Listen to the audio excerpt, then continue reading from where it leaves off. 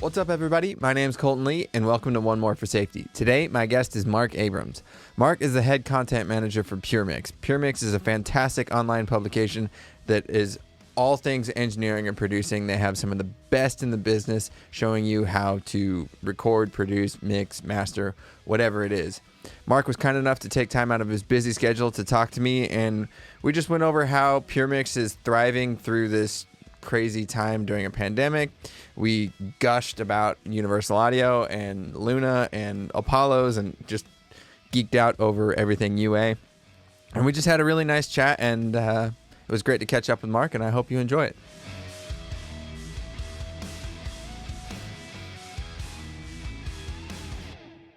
It's such a weird, like, you want to get out and work, but then it's like you had this sort of like, I don't know if I should, what's the protocol here? And that actually kind of is an interesting sort of segue into something I wanted to talk about sort of up front is like, Puremix is kind of in a weird way almost like built to thrive in a pandemic. Like you guys has seemingly like, just haven't missed a step. And I'm really curious on how you guys have managed to navigate such an odd, this is such a weird time in everyone's life, but especially if you're a musician or an engineer who we have to be in small quarters with other people in order to do our job. So I'm really fascinated like how you guys have managed to, what you've changed and how you've managed to keep things going.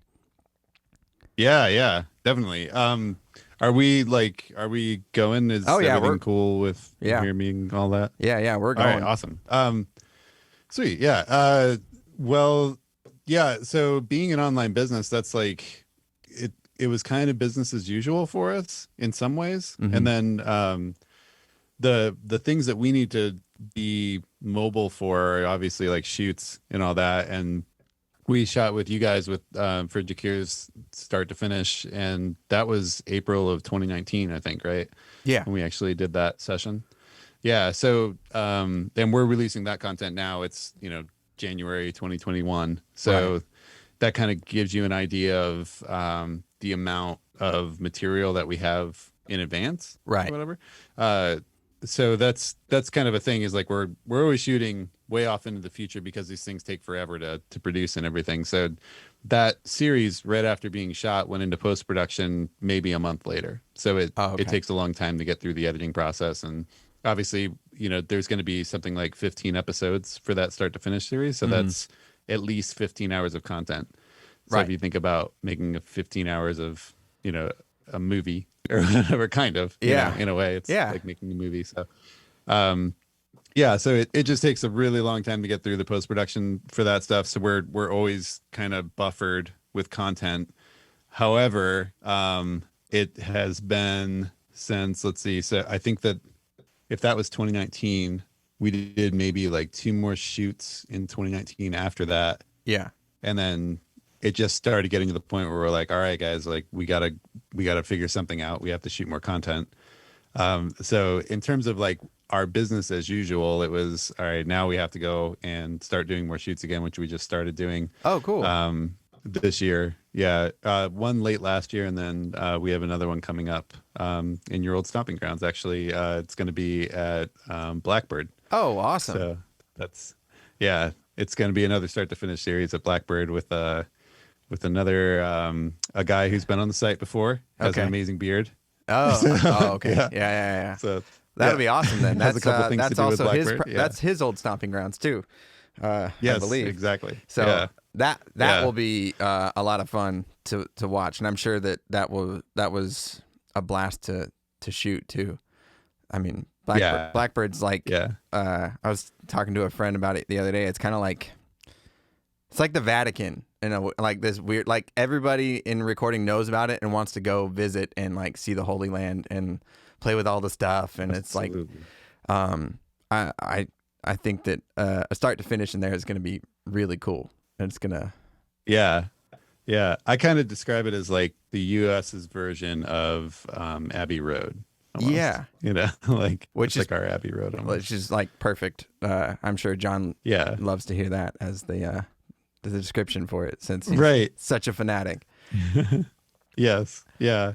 I'm going to try and find a video for you. I'm just going to quickly scroll through and see if I can send it over because it might be cool to include. Oh, yeah. There's, we did a shoot with Vance. This is like probably maybe 2017. Yeah. But we were in Nashville, and who better to give you a tour of Blackbird than Vance Powell? Right. Who I was being secretive about 2 seconds ago, and then just We'll just bleep it out. but let's see. Yeah, it's awesome. Let me see here. It's really awesome because he takes us into Studio A and then into the chamber and does the clap test. Oh, rad. Which I don't know. Like you've probably had that before. I don't know that I've had him do the clap test, but I'm well versed in the Studio A chamber. It's, the chambers. Yeah. Yeah. A's cool. Yeah, it's not as quick as I thought it'd be. D holds a find it and special send it place to in you. my heart, though. The D chamber is something magical.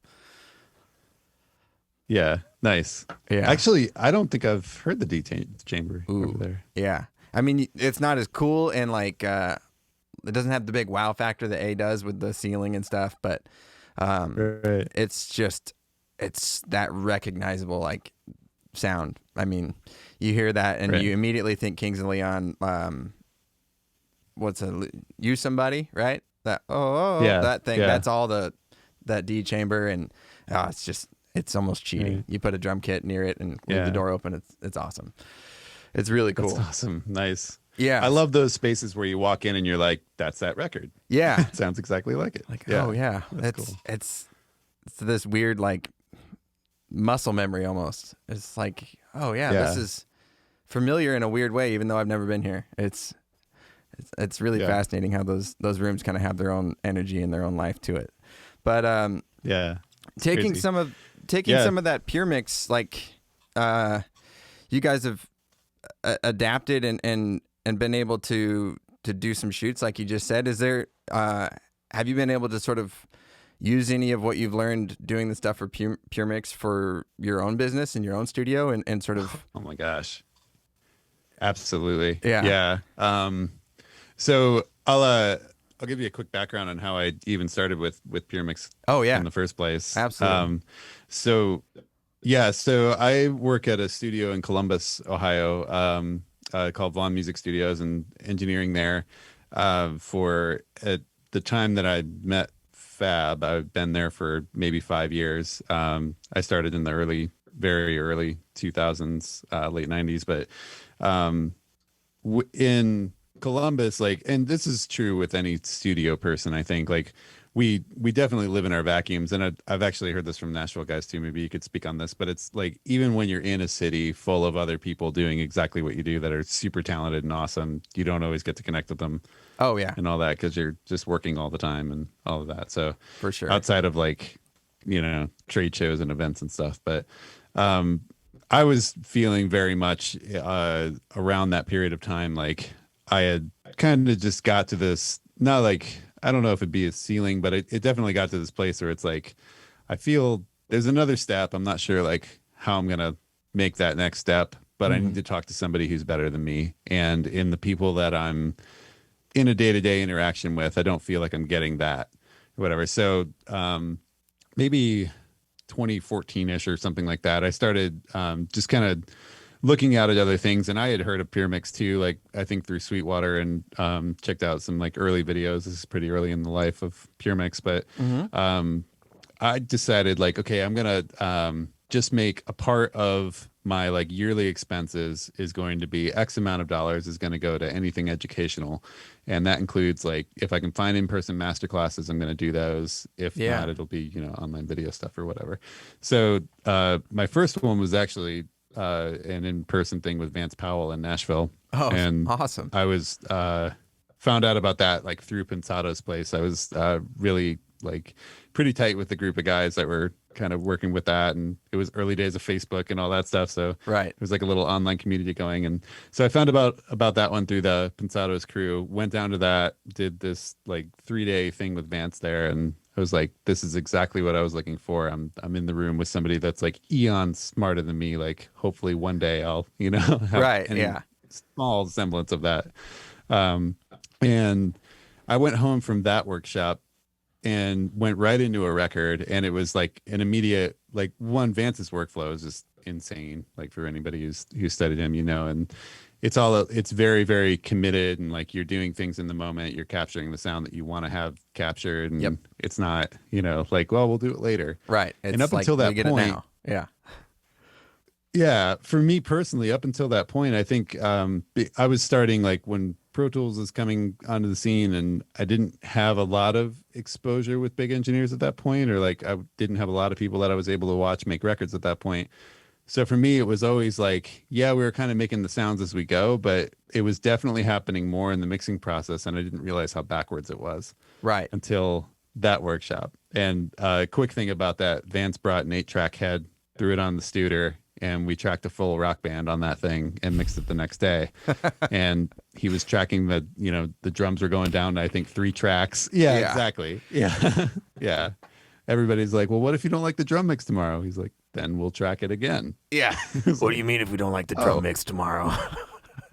Yeah, exactly. Do you like it now? Yeah. Like, yeah. Oh man. So yeah, that was like a complete mind-blowing experience for me. So went home and like totally made records different after that. And I was also kind of hooked on the idea of I need to keep getting in the room with people that are just way better than me. So the next one that I went to was one with Fab in New York. So it was a Puremix master class, and we went to MSR in Manhattan before it was closed down. Beautiful space, but it was another weekend long thing. We went in, tracked on the first day, did overdubs at Flux the second day, and then he did a mixing thing on the third day. And during that masterclass, Fab was telling us all about like what's next for Puremix, and he was like, it's thanks for being subscribers and all that. And then he's like, the next thing that we have coming is this massive Pro Tools course, and it's going to be like the A to Z encyclopedia. Going to be incredible. I'm just looking for the guy to do it. But as soon as I find him, that'll be up on Puremix. Yeah. So my whole thing when I started was same as everybody, like in a band, went to a studio, saw a guy making a record, and it was like, I remember saying to him, like, so we're here at like 11 o'clock on a Wednesday. Do you like do this full time? And he's like, yeah. It's like, so you make records all the time? And he's like, yes, dude. I was like, oh, okay. So I went home and like immediately was like, I want to drop out of Ohio State. I'm going to this to the Conservatory of Recording Arts in Arizona. And oh shit, that was like all because I saw him working on Pro Tools. And at the time I was in school for computer programming. So I was like, oh wait, you're doing music and computers at the same time. What am I doing? Right. So that's perfect. That was the end for me. So that being said, like Fab says, I'm looking for this guy who knows Pro Tools back to front. I was so obsessed with Pro Tools in those early days. It was like a thing where I was like reading the manual, and if I ever saw something in a menu that I didn't know what it did, I just stopped what I was doing and went and like researched that. And probably like unhealthy obsession. But at the time, there was people in the world that had full-time gigs as Pro Tools operators, and I thought that would be my thing. So so basically after the masterclass, we're all like saying goodbyes, and there was a little wine party on the rooftop of Flux, and I went to Fab, and this is like one of the only times in my life I ever like went out to somebody and like kind of put myself out there as like, hey, I think I could do that thing that you're talking about. And I did not expect that it was like turn into anything, but he was like, okay, he's like, go home and send me an email on Monday. So I was like, all right, probably won't hear back. And then I did. And we did a bunch of Pro Tools courses. We never made the master encyclopedia thing, but one thing led to another. And now I have the honor of being the content manager for it. So, that's awesome. That's such a kind of nutty. It is nutty. And it's so funny how so many sort of origin stories are so similar as far as for engineers. I mean, you could replace my story with yours. I mean, I had the same thing. I was in a band, and then, got interested in that. I started making, like, we made our records, and then other bands heard them and were like, hey, could you make ours? And all of a sudden I'm doing that more. And then I hit the same point as you, where I'm like looking around and going, I don't have anybody to like learn from.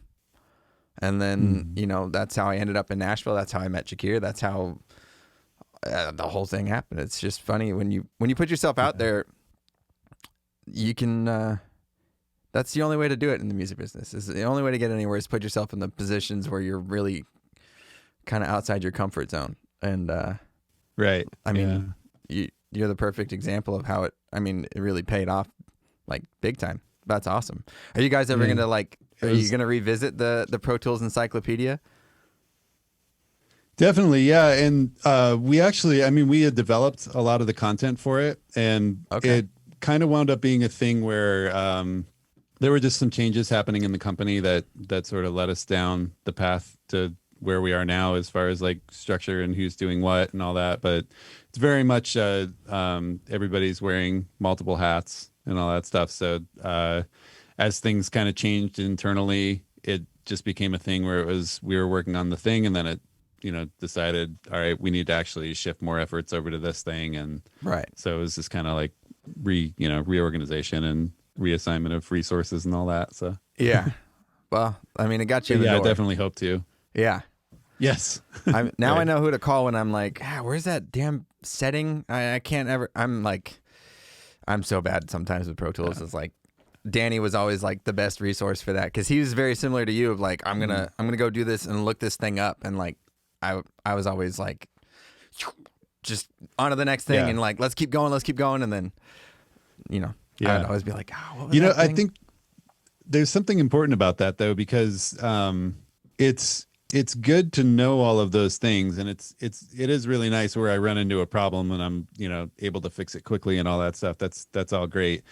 On the other hand, kind of looking back at it, I do think that sometimes I was a little too much like tool centric instead of like making music centric.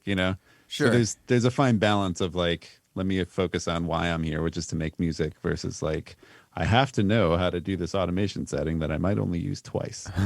Right. Yeah. So. I think that's an important point, especially for a lot of like young engineers, that like we're all enticed by gear and like mics and different, coveted pieces of gear. And that's like, that can be what gets people into it. And then that can also distract those people from becoming a great engineer. Because at least to me and a lot of other people I've had this discussion with, is being a great engineer isn't all about gear or the tech part of it. I mean, so much of it is interpersonal sort of dynamics and figuring out how to be a great team member to the band and a great sort of guide to their process without being in the way, and also still managing that technical stuff. But if you don't have those personal skills, or at least aware to develop those personal skills, it's a tough road. Like you can develop, I think you can develop those technical skills if you have the personal skills, but it's hard to go the other way. Right. Agreed. Totally agree. Yeah. Yeah, absolutely. That's in the same vein of like, can a non-musician do engineering and all that? It kind of starts going into that, which like, yes, but then there's going to be skills that, are going to be easier if you do have a music background and all that thing. Definitely. Yeah. There's also, there's also a great perspective that now that you say that and I think about it, of a non-musician or somebody that's not like really deep into the musician part of it. Like, I think Jakir is a great example. Like he's musical and he can play like guitar or bass, like basically, and get around on stuff, but it's not like, that's not what drove him to music. What drove him to music is the love of music and, the connection for him. I think I don't want to speak for him, but this is just sort of, I've been around the guy a lot. So, but he would always say something in a way that I would go, oh, like I'm always focused on, like, I'm a guitar player, musician. I'm always focused on like sort of not just the technical aspects of what's happening with the engineering stuff, but the sort of musical technical stuff, and sometimes get lost in that thing. And he would say something of like, "Oh no, but this is what connects you emotionally to that part," and it's like, "Oh, that's a whole nother avenue I hadn't ever thought of." Yeah. And it's just really interesting. That's amazing. The two different sort of perspectives. Right. Yeah. Yeah. And your perceptions of what those things are going to be different from person to person, which is always fun to see, like the idiosyncrasies between different producers and all that too. Yeah, absolutely. Yeah. Let's talk gear here. I think that was sort of a nice, we're sort of talking about the technical aspects of things. So let's, where do you see the future of studios going? Because I think, especially with the pandemic, but with technology and stuff, like how do you see studios moving forward the next 5 to 10 years? Yeah. This is a really, really interesting topic. Especially, the place that I run is fairly sizable. It is a one studio facility, but it's it's like a 1,200 square foot live room and 27-foot ceilings and all that, and it's beautiful and big, and it gets a little scary sometimes because you don't necessarily need it, and you and I have talked about that before too, about like, do you need the drum room, or do you just go to the other studio that has one that took on that expense and everything? Right. It's, we could definitely like go into pandemic stuff, but yeah, in terms of the future, it's getting really interesting because at that room, a lot of the gear that's in there, I furnished it out, personally, even though it's not my company, but it's sort of the arrangement that we have. And I put a Neve 55 series console in there as a sidecar, but that was a decision to make it a sidecar and not the main console. Right. And then as the guy who's making the decisions for what goes in the studio, the nerd, like, big gear brain in me wants to like make the 55 series the console, right? Like I just want that to be the thing, and that's how I want to track records. But then it comes time to mix records, and I'm one of 3 engineers at that studio. We're seeing up to like 4 different clients in a day. Yeah. So we don't have time with all the switchover and everything because of we're in Columbus, Ohio, so we're not charging at $100 an hour. So we don't have the rates that allow us to, be like, all right, well, we're going to shut down between sessions for 30 minutes. Most of the time it's like 10 to 15 minutes. Right. So, clients are high-fiving each other as they're going in and out of the door or whatever. Yeah. So that meant I can't make the 55 series the main console. It has to be a sidecar or whatever, so that we basically have a bunch of Yukon controllers in the center desk and some outboard gear, and it's a hybrid rig. Right. That being said, like that's that one dynamic of it. And now obviously with like the incredible stuff that Universal Audio is doing, even though I have that sidecar and everything, there's a part of me that wants to, take all of it, put it in storage, and throw a bunch of Apollos in the room. Yeah. So it's kind of crazy. Yeah. I love that workflow. It's so fast to me, like even tracking in Luna or whatever, you can pull up a sound so fast in there that it's like, if I'm not even convinced necessarily about making a qualitative difference, but whatever I might be losing, I'm probably gaining in creativity. So there's all kinds of stuff there. It's tricky. That's a big part of it, I think, is the creativity aspect of it. And I mean, I came from sort of a similar, like, working at Jakir's place is always like a hybrid setup, and then going to my own and having to set up my own studio is like, I've got one Apollo 8 or X8P, and that runs my entire place. I'm able to do everything I need. And Luna, man, I gotta take my hat off to them, because I was admittedly skeptical when I heard like, hey, we're gonna make a recording program, and I was like, wow, that's ambitious. And then we kind of got commissioned. I don't, that's not the right word, but we were going to do sort of that first session at United with Cass, and I was shaking in my boots, like, this is going to be so stressful, and Like Yeah. we're testing a program that there's literally like somebody sitting in the back of the room, like emailing the people coding the program as we're recording, telling them bugs and stuff. And I'm like, whew, this could go bad. And it never did. Like it was rock solid.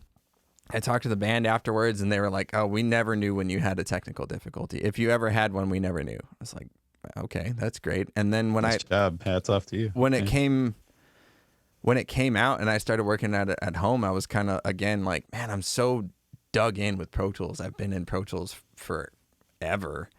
And I was a little hesitant, but man, like once I started tracking in it and then I'm like, all right, I'm going to force myself to mix in it. I was like, oh, this is great. I mean, it's so flexible and I still use Pro Tools, but like you're sort of alluding to, the flexibility and the creativity of being able to just, I want to automate this one thing for this 1 second, that if you were to do that on like analog, it'd be like this 15-minute setup and then you might have to take a couple passes at it, or like it's just like it's so tough. Yeah. It's nearly impossible to do the amount of creative stuff, you know. It's just they've done such a great job. Have you been working with it? Yes. So not at the studio yet. Because over there we have a bunch of Aurora converters and all that stuff. So we don't, other than having a bunch of satellites, we don't have Apollos over there. Right. But I've been stuck here at home in this room for the entire pandemic, and this room is entirely Apollo. So I've been, for anything that I'm producing myself in here, if I'm playing on it, I'm tracking in Luna, and then I'm still bringing over to Pro Tools for mixing, and that's because I'm just waiting on Yukon support. Oh, right. So I have a bunch of S1s in front of me that I absolutely love, and they become a extension of, my hands or whatever. So definitely, I get just that. waiting for that. I'm still trying to sort of like sort my way through the gain staging of Luna. Like I knew my template like perfect in Pro Tools, where like if I'm seeing this much movement, like I know I'm gonna be around, like I could predict within a dB or two what my final mix is gonna be at, like LUFS, like I'm gonna be around here. Yeah. If I'm seeing this much. And then in Luna it's a little different, especially with their busing. Like if you do the Neve, it's different than the API or different than no busing. And it's like sort of figuring my way around that's been interesting. But it's still the sound is great. I don't know what they're doing in there, but it's some sort of trickery. Yeah. It sounds really good. Mojo. Yeah. Right. Moon dust. Yeah. Yeah, it's definitely awesome. It's just that ability to just call up so many different things so quickly and just shape everything on the way in, going back to like, that whole like mind-blowing thing that I got from watching Vance the very first time. And it feels very much in that vein of like, when I do export my tracks and bring them into Pro Tools, I'm not recreating the record. It's there when the faders are at Unity. Right. Which and is that's such a great cool. great like creative tool of like you get to work and craft sounds like you're in the analog world, but you still get the flexibility and sort of the backwards path if you need it to get to like you still have the flexibility of digital, which is just awesome. Yeah. I love it. Yeah. Definitely. Sort of piggybacking off of that, this is something I've been thinking about. What's your most overrated piece of gear? What do you think is the most overrated? Oh man. I don't know if I get flack for this one or not, but the U87. 87. Ooh, you know what? Yeah. I'm with you on that actually. Yeah. We got one at the studio just because of all of the calls that were, do you have a U87? Do you have a U87? All right, we'll get a U87. And now it sits on a stand in the corner. And like for the person who asked, do you have a U87? We throw it up next to whatever else. And yeah, and most it loses. of the time it doesn't get used. Yeah. Yeah.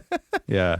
It's not that it's a bad microphone, obviously, like it wouldn't be coveted, but it's not as exciting to me as some other things. But yeah. Yeah, that was always a mic too that I was like, it must be good because people want it, but I can't figure out what I'm doing wrong because I just can't get like a great Yeah. something I love with it. I've used it on like bass Yeah. amps a couple times, and I think a piano was the last thing I Yes. put it on because it was like Yeah. they're not like super bright or like or detailed, so it's kind of like I was pairing it on a dark piano, and it was cool, but it's never one of those things where you're like, yeah, that's what I was looking for. Yeah. And that's a good point. It's not that it doesn't work. It works on most things, but it's not like jumping out of the speakers at me usually. Yeah. Yeah. Though I do like it on bass amps, actually, now that you mention it. Yeah, it works. Yeah. It's got that nice low end, and Yeah. it's not super bright and snappy or weird. But Mhm. to tie into this one, what do you think's the most underrated piece of gear, mic or whatever? Underrated piece of gear.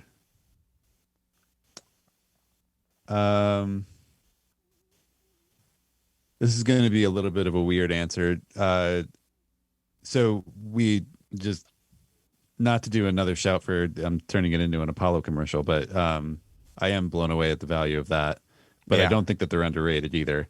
So if we were talking best value, I'd probably say that. But underrated, I would actually say taking whatever you have around you and then doing something with it on the spot as an experiment.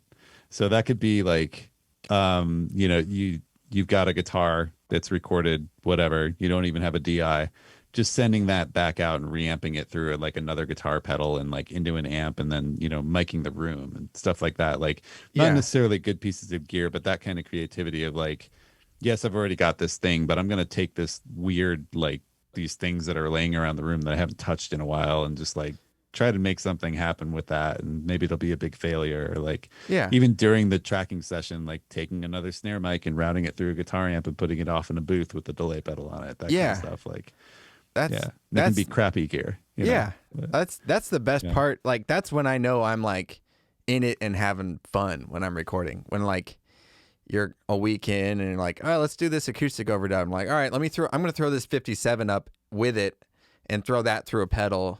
And then, maybe I'll blend it back in with the mic, and like, it's just like, let's fuck some stuff up. Let's just see what happens. Yeah.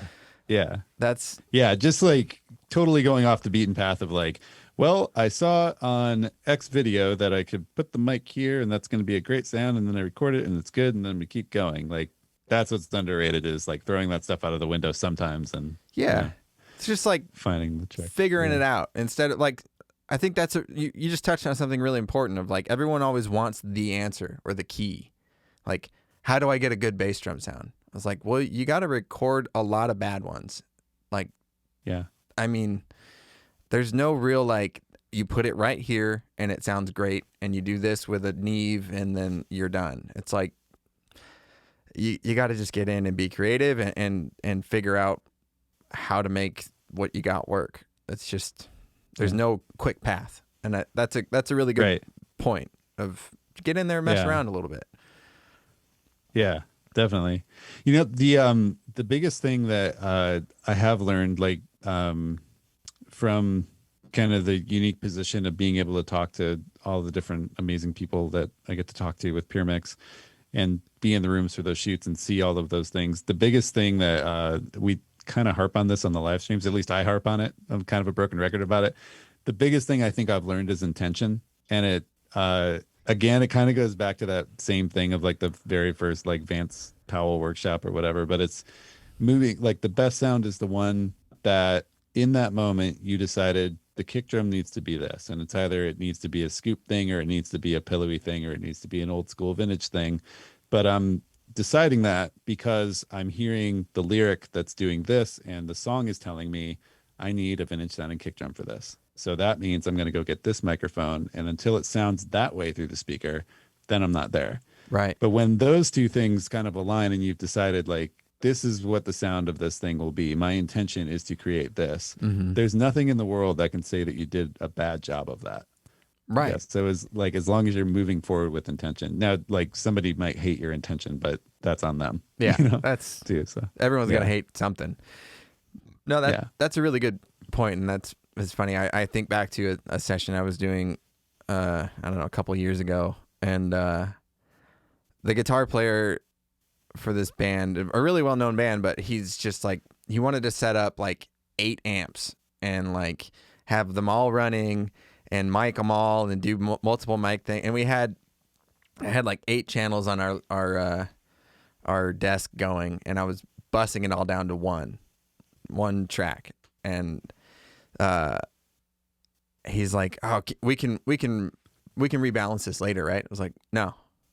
It's like, yeah, "What do you mean?" I was like, "No, we're taking one track." It's like, "Why?" I was like, "Well, it sounds good right now, right?" It's like, "Yeah." I was like, "Well, it'll sound good later. Like, let's just roll. Let's not get too caught up in the thing." And it's like, I was talking to their live engineer after the fact, and he's like, "Yeah, when I record them, I have like 9 tracks. It's like a pre-DI, a post-DI, all the other." Yeah. I'm like, "Man, that's exhausting." It's yeah, like, let's move forward, make decisions, and if we have to recut it, we'll recut it. But yeah. I think, And to some degree too, you're listening to the wrong thing at that point because you're so focused on the guitar sound that it's like it's almost like you're not even thinking about the context of where it's going and all of that, right? right, Like, I mean, it can be if you have all of those different tracks and later on you're trying to make a thing happen. It's well, yeah, are you making the best song or are you making the best guitar sound? right. That's the other thing is you're getting too bogged down in the minutia of Yeah. recording to like really give the song its proper due. So Yeah. I do think that that kind of exercise is useful when nobody else is around. You know, like if you're like, I need to know what each one of these amps sound like so that it's in my sound bank in my brain. That's a good exercise to go through. But then when it's time to make a song, you throw that away and you just call up in your brain, what was that thing that I did that one time I was messing around? right. Whatever. That's a good point of, when you have downtime at the studio, instead of, being on your phone, like explore your gear a little bit, like figure out what you need to do. Like when I moved into this place here, I didn't have any clients, obviously. I just opened it. Nobody knew that we were here. And I like called my brother and was like, "Hey, bring your drums down and we're going to spend like the next 2 days just figuring out what works," because it's a tiny little room, and I'm like, I don't know if we're even going to be able to get a good drum sound. Let's figure it out. And thank God it works. But, like That's awesome. going from there, it's like you're informed of like, yeah, we can do your whole song here. We don't have to, go to a different place to do drums unless it's really required something special we don't have. But it's a good, Right. that's a really good point to bring up for young engineers. Fool around a little bit, have fun. Definitely.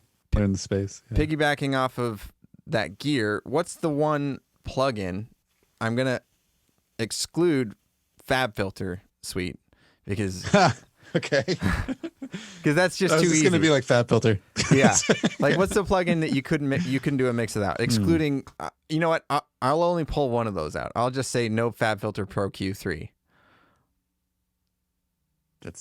Is there a difference? Just kidding. No, there very much is. That whole suite's amazing. Could you try again? Siri disagrees. Siri. Yeah. There we go. Siri doesn't like FabFilter.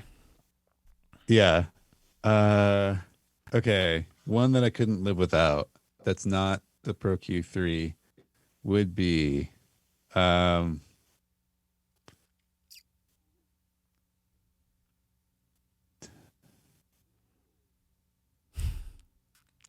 It's a tough one. that's really, I mean, you have to throw that one out because you could make a whole record with this that plugin. I know, and that's why I was like, if I ask anybody else this, it's all going to be the same damn answer.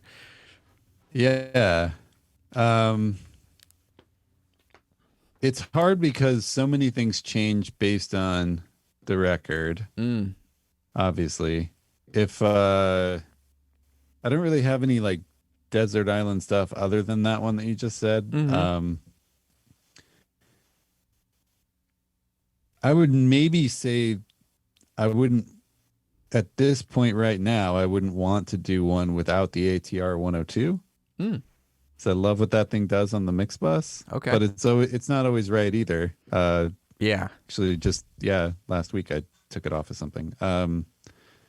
Man, I'm kind of stumped actually. Well, It's a hard one. that I think that actually kind of speaks to a bigger point, and maybe a hole in my my questioning is that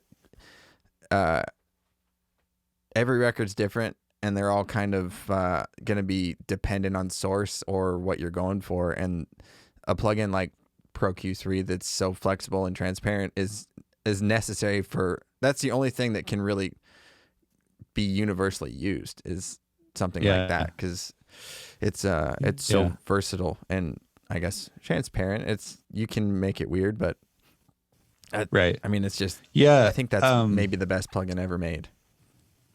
Yeah, and there's a thing about it too that like it's almost like just speaking to EQ technique, but one like thing that I picked up from Fab, who I think that he says Chris Muth said to him one time was think of your EQs as compressors, and I'll just stop there. The other part is think of your compressors as EQs as well.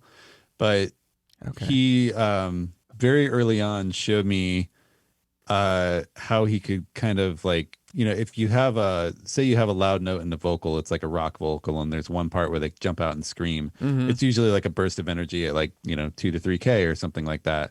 If you automate a band to just hit that note, it's very much like doing it sounds like it's compressed. It doesn't have the choked feeling of a compressor, but it sounds controlled, and the tone balance didn't shift as much. Right. And you kind of start feeling like, oh, well, that was compression, but it's not compression. It's just balancing, Yeah. Yeah. Anyway, that's like another reason why.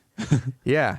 What's that? It's compression in like you said, it's like compression in this different way that I hadn't really thought about. That's an interesting. It's like riding the fader, but only there. Yeah. And it's not dynamic EQ or multi-band compression. It's just like right there. You don't need that much 3K. Just take that out, and now everything's smoother. Right. So that one that was another one of those like light bulb moments that it's kind of like, that changes things. Yeah.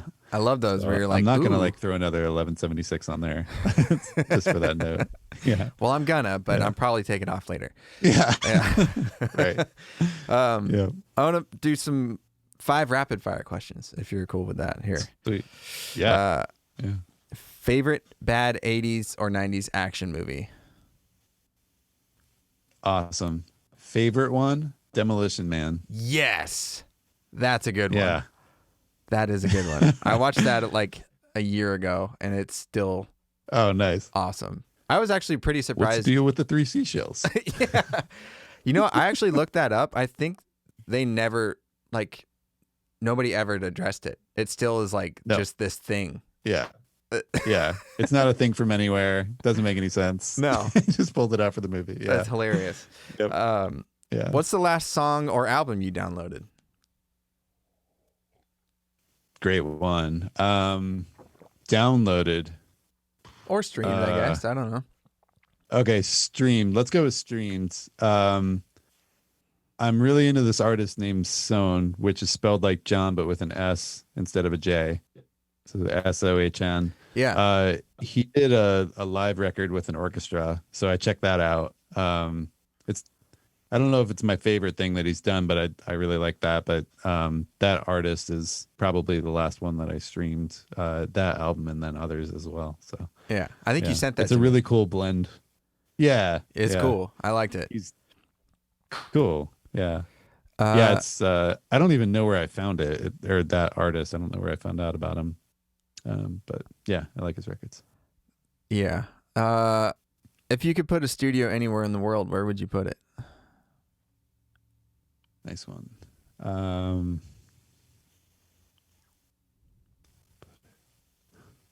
Do I get to go outside of it?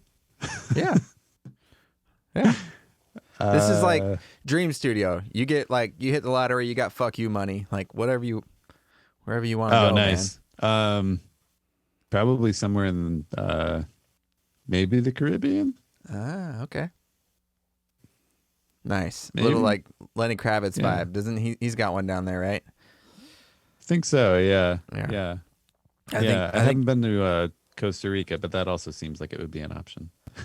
Costa Rica is awesome. I went Nice. a long time ago, but it was a blast. Nice. What was the best live concert you've seen in recent memory or ever? I guess recent memory doesn't really matter. Best. I'll do a favorite and a best sounding. Best sounding concert I've ever been to was a band called Failure. And the lead singer of Failure is Ken Andrews, who's also a really damn good mixing engineer. Hell yeah. That was the most incredible sound that I had ever heard live, and he's very much involved in you know, everything that's happening at front of house. They have an incredible front of house engineer, but he's also involved with it. And that was like the whole time I was having a hard time, like just concentrating on the music because I couldn't believe what I was hearing. It did not sound like a venue at all. It was like tight focused, like I was in front of the perfect mains. It was just amazing. I love that guy's work, man. What's that? I love his work. That Paramore record, not the last one, but the first one that he did with like Ain't It Fun and all that. Like it's such an exciting mix of the whole record. It just sounds unique and exciting, and it's really incredible. And then the best show you've seen? I can't listen to that song without getting excited. And I'm not even like a big Paramore fan. It's just, that's so good. It really is. Yeah. Favorite concert would probably be, this is like going way back, but in the late 90s, U2 did this like ridiculous stadium tour called Pop Mart. And they had this like TV screen that was the length of the infield in a stadium. So it was like a stadium tour and everything. And which now I guess that there's been plenty of those, but at the time it was one of the first, and it was just ridiculous. They had like a 50-foot lemon that went in the air and stuff. And that was a really fun show. That's awesome. My dad took me to a U2 concert here like in the 90s, and they had this big heart that went out like into the crowd. Yeah. And No Doubt actually opened up for them, which was super weird, like pairing. Nice. But they were both bands were fucking incredible. Dream car. I'm gonna say Tesla, just because I want one that drives me to the studio where I don't have to think about it. Yeah. They are. Have you ridden in one? I have not. No. Jakir just got one a couple months ago, and they are terrifying. They're so fast. Wow. Like, it scared the hell out of me. We pulled out of the driveway, and he's like, "You ready?" I was like, "For what?" And he just floored it and snapped my head to the chair. I was like, ugh. Wow. Yeah. It doesn't make sense, but that's a good one. I just want it to drive me. I don't want to have to think about it. You get so much done. Yeah, I have a 30-minute drive, so I could just do so much in that 30 minutes. All right, so since I'm sort of calling this series or whatever, I'm not really sure what this is yet. Since I'm calling this One More for Safety, which if you've been in the studio before, you've heard that 1,000 times. This is sort of my one more for safety question. If you had a time machine, a consequence-free time machine, no butterfly effect, no Back to the Future 2 bullshit. What era of your life would you go back to, and what would you tell your younger self? Okay, awesome.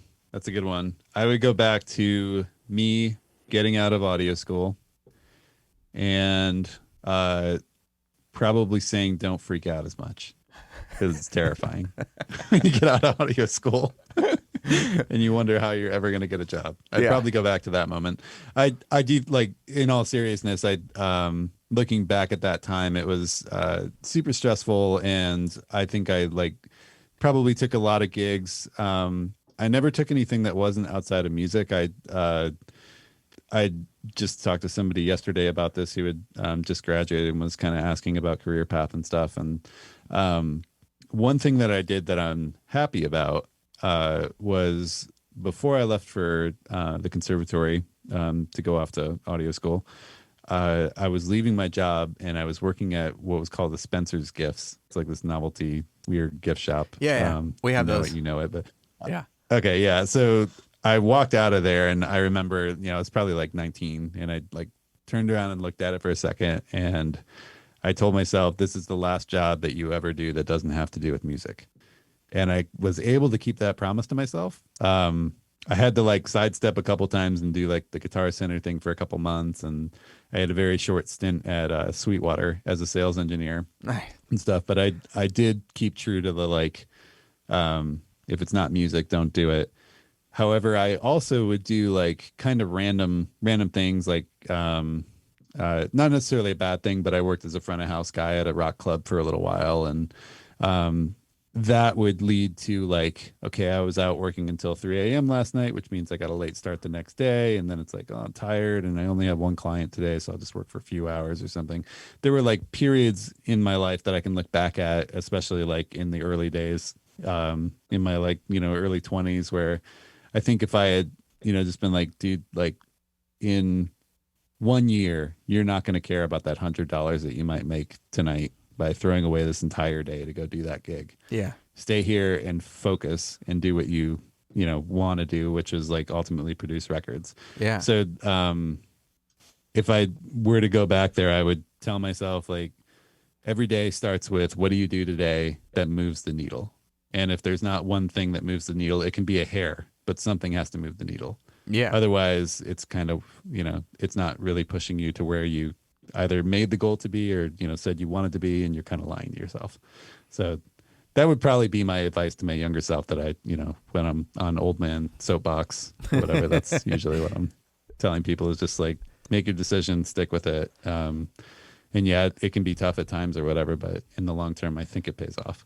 Yeah. No, I absolutely agree. I just had this conversation with a friend the other day. It's like this is an industry that does not reward half measures.